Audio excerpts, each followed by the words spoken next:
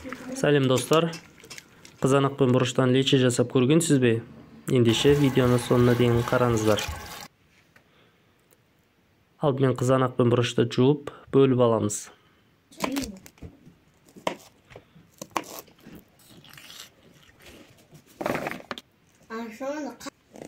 Қалауыңызша сарымсақ пен укроп қоссаңыз болады, бірақ міндетті емес.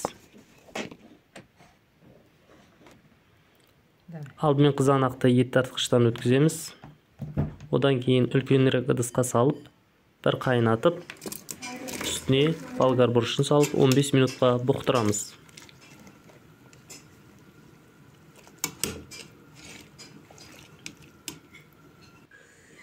Одан кейін сарымсақ, укроп, қара бұрыш және лавр жапырағын қосамыз.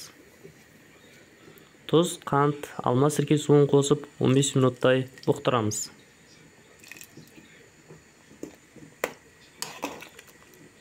Банканы стерилдеп, дайын лечаны жауып аламыз.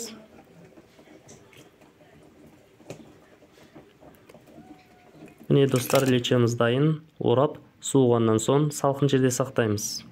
Ас болсын.